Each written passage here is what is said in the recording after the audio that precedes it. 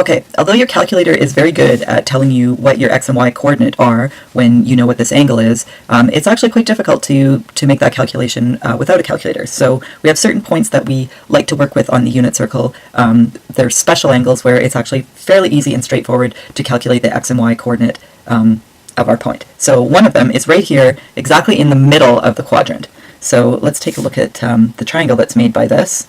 So here we go, we need a straight line down here. This is our y coordinate, tells us the height of our point, and then we have straight across here, this is our x coordinate, tells us the distance to the right of our point. So let's just label that. This is our x, and this is our y, and this is some point here, x and y, which are these same x and y that are here.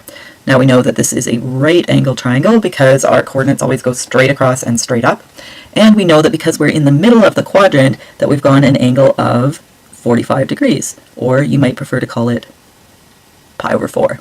But for now, let's call it 45 degrees because we're going to use the fact that all three angles in a triangle add up to 180. So here's a little bit of a shortcut for you. When you know that one of your angles is 90 and all three of them add up to 180, then that tells you that the remaining two angles have to add up to, let's call this missing angle theta, 90. So that means that 90 has to be equal to 45 plus theta, which tells us that, oh, theta is also 45, which makes this kind of a unique triangle.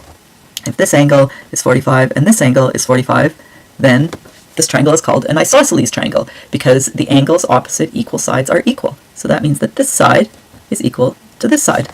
So it means when we're at 45 degrees, our height and the amount that we're over are the same.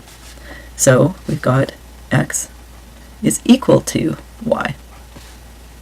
And now what we can do with that is that we can remember that, hey, any x and y on our unit circle obey Pythagoras' theorem, which says that this side squared plus this side squared equals that side squared. So we've got, I'm going to just put it over here, x squared plus y squared equals 1. So like we saw in the last video, if I tell you what the x coordinate is, you can sub it in here and figure out what the y is. So what I'm going to do is I don't know exactly what the x coordinate is, but I do know that x is the same as y. So instead of x, I'm going to write y.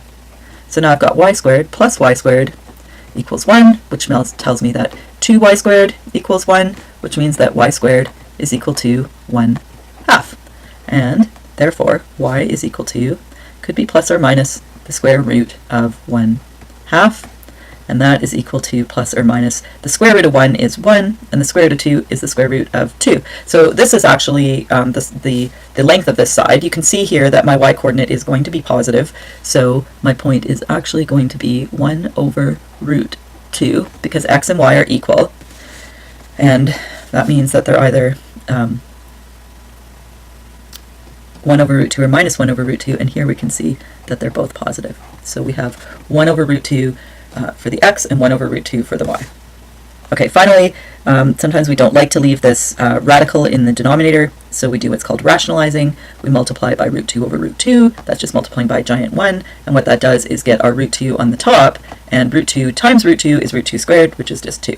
So this point could be called 1 over root 2 or root 2 over 2. It's the same thing.